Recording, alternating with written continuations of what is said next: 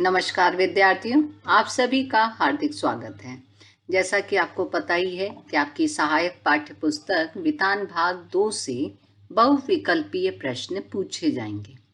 तो आज की वीडियो में हम वितान भाग 2 की दूसरी कहानी जूझ के बहुविकल्पीय प्रश्नों का अभ्यास करेंगे। वीडियो में प्रश्न दिए हैं और उनके सामने उनके विकल्प हैं। आप अपनी उत्तर पुस्तिका में सही विकल्प को चयनित करके लिख लीजिए और वीडियो के अंत में डिस्क्रिप्शन बॉक्स में जा करके सही उत्तरों का लिंक दिया हुआ है, उसे क्लिक करके सही उत्तर मिला लीजिए। एक तरह से यह सेल्फ असेसमेंट टेस्ट है और इससे आपकी बोर्ड की परीक्षा की तैयारी में आपको सहायता मिलेगी। तो चलिए शुरू करते हैं। जूझ पाठ के लेखक का क्या नाम है? मनोहर श्याम जोशी, आनंद यादव, एन फ्रैंक। जूझ पाठ के अनुसार लेखक के घर कोल्हू कब शुरू होता था? साल की शुरुआत में, होली पर, दिवाली के बाद, नवरात्रि में। गांव के अन्य किसान ईख को ज्यादा दिन खेतों में क्यों रहने देना चाहते थे? गुड़ ज्यादा निकलता है, गुड़ का दाम बढ़ जाता है, गुड़ का भाव बढ़ जाता है। सारे गांव भर में लेखक के घर सबसे पहले कोल्हू क्यों चलता था? उसके दादा को हर काम में जल्दी रहती थी। दादा कोल्हू पेरने के बाद कुछ दिनों के लिए शहर चला जाता था। उनका गुड़ बहुत अच्छा नहीं था, अतः बाजार में ज्यादा गुड़ आ जाने पर उनके गुड़ को कोई नहीं पूछता। पाठ के मुख्य नायक अर्थात आनंदा का मन किस बात के लिए तड़पता था? दिवाली पर पटाखा खरीदने के लिए, दत्ताजी राव के घर जाने के लिए, पाठशाला जाने के लिए। जूझ पाठ में लेखक पढ़ाई क्यों करना चाहता था? ताकि वह व्यापार कर सके, ताकि वह वैज्ञानिक बन जाए, ताकि पढ़ लिख कर उसे नौकरी मिल जाए और 4 पैसे हाथ में रहे। आनंदा के पढ़ने की इच्छा को कौन समझता था? माँ, दादा या मंत्री अध्यापक? लेखक अपनी माँ को किसके पास चलने के लिए आग्रह करता है जो उसके दादा को पढ़ाई लिखाई के महत्व के विषय में समझा सके? अध्यापक सौंदलगेकर, बालराव, दत्ताजी राव, वसंत पाटिल। आनंदा और उसकी माँ ने दत्ताजी राव के पास जाने की क्यों सोची? ताकि दत्ताजी राव उनका लगान माफ कर सकें, ताकि दत्ताजी राव उनकी कुछ आर्थिक सहायता कर सके, ताकि दत्ताजी राव लेखक को पाठशाला भेजने के लिए दादा को समझाकर राजी कर सकें।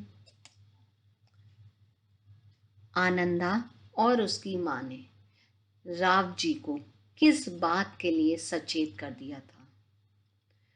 उन दोनों के उनके पास आने की बात दादा को न बताएं, दादा को खेतों में काम करने के लिए विवश करें, दादा का बाहर घूमना बंद कर दिया जाए, आनंदा को खेतों में काम न करने दिया जाए। आने दे अब उसे, मैं सुनाता हूं कि नहीं, अच्छी तरह देख। यह कथन किसने एवं किससे कहा? दत्ता राव ने लेखक के पिता से, दत्ता राव ने लेखक की माता से, लेखक के पिता ने लेखक से। दादा के लिए कहाँ का बुलावा सम्मान की बात थी। मराठी अध्यापक का बुलावा, देसाई दत्ताजी राव के बाड़े का बुलावा, मंत्री गणित अध्यापक का बुलावा। आनंदा ने दत्ताजी राव को यह क्यों कहा कि वह उसके आने की बात दादा को न बताए? उसे डर था कि पिता यह जानते ही दत्ताजी राव से बहाना बना लेंगे। उसे डर था कि अगर दादा को सच्चाई पता लगी तो उसकी और माँ की खैर नहीं। दादा ने दत्ताजी राव के सामने आनंदा को विद्यालय से निकालने का क्या कारण बताया। आनंद चौथी कक्षा में अनुत्तीर्ण हो गया था। आनंद को चोरी करने, सिनेमा देखने और खेती के काम से जी चुराने की आदत पड़ गई है।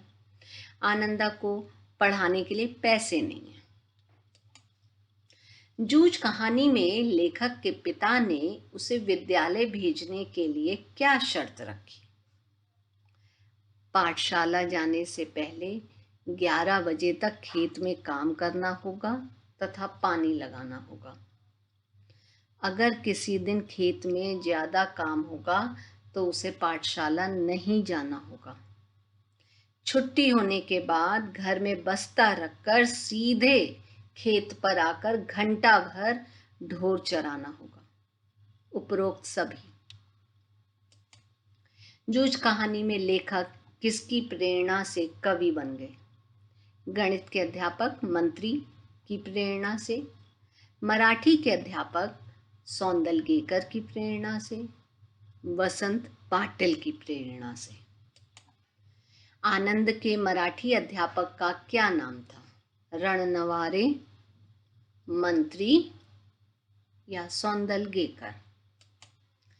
मराठी अध्यापक की किस बात से लेखक को लगा कि वह भी कविता कर सकता है?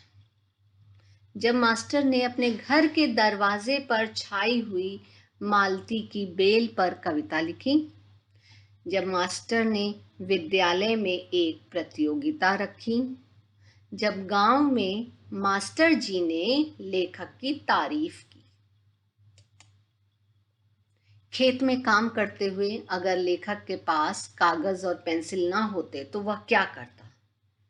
वह लकड़ी के छोटे टुकड़े से भैंस की पीठ पर रेखा खींच कर लिखता या किसी शिला पर कंकड़ से। वह अपनी हथेली पर लिखता या वह उस दिन उदास हो जाता और कुछ न लिखता। लेखक जब अपनी कविता दिखाने मास्टर के पास जाता तो वह उसे क्या समझाते?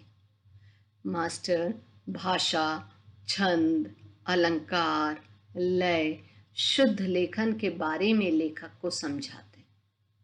मास्टर उसे अगले दिन आने के लिए कहते थे। मास्टर उसे अपनी कविता सुनाकर कहते कि ऐसे कविता लिखो।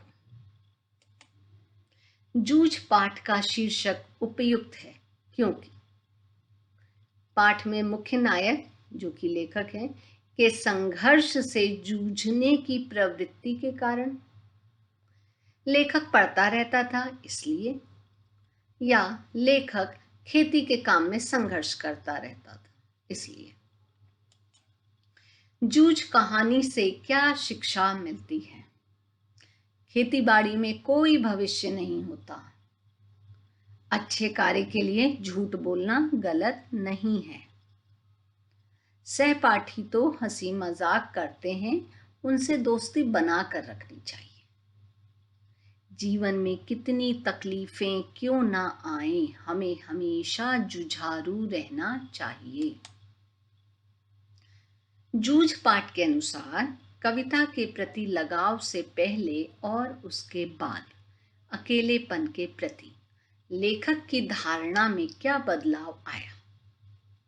अकेलापन डरावना है, अकेलापन अनावश्यक है, अकेलापन उपयोगी है, अकेलापन सामान्य प्रक्रिया है।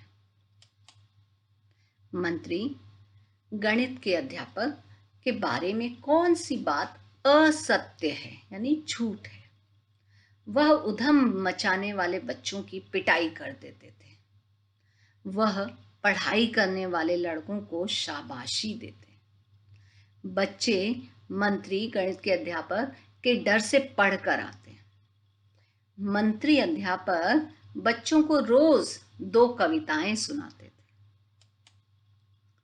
लेखक किस बच्चे से प्रभावित होकर पढ़ाई के सभी काम करने लगा?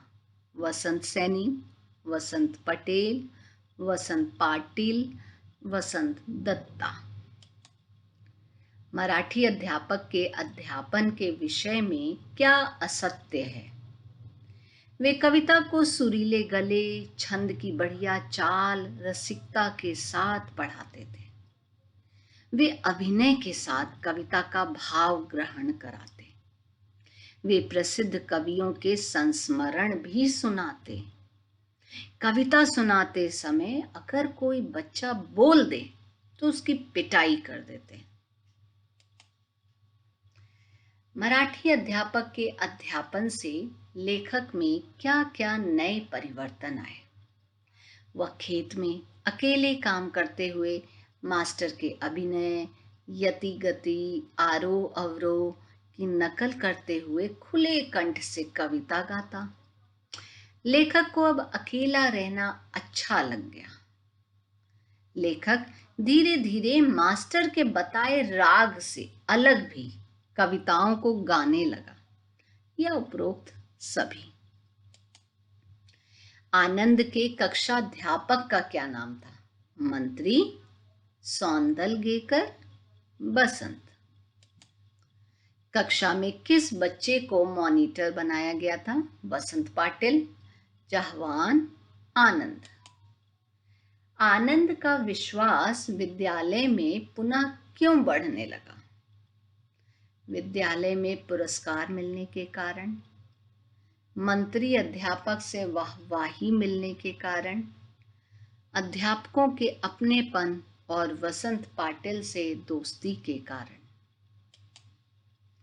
मास्टर सौंदलगेकर किन कवियों के साथ अपनी मुलाकात के संस्मरण सुनाते?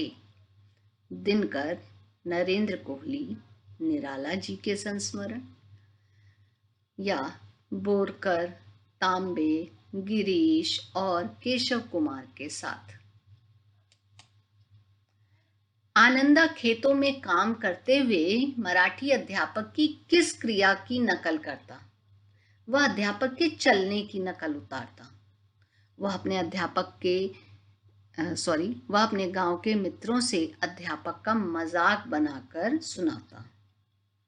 वह अध्यापक की कविता गाते समय प्रयोग किए गए हाव भाव, यति गति और आरोह अवरोह के अनुसार ही खुद भी खुले कंठ से गाता।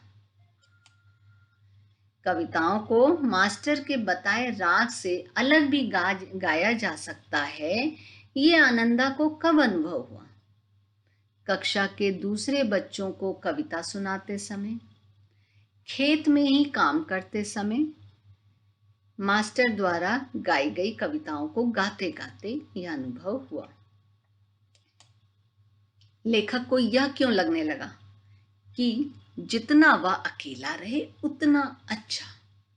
अकेलेपन में वह थोड़ा आराम कर सकता था। अकेले में वह अलग अलग चालों से तेज आवाज में कविता गा सकता था। चांद रात पसरिते कविता किस कवि की है? अनंत काणेकर, दिनकर, या केशव कुमार।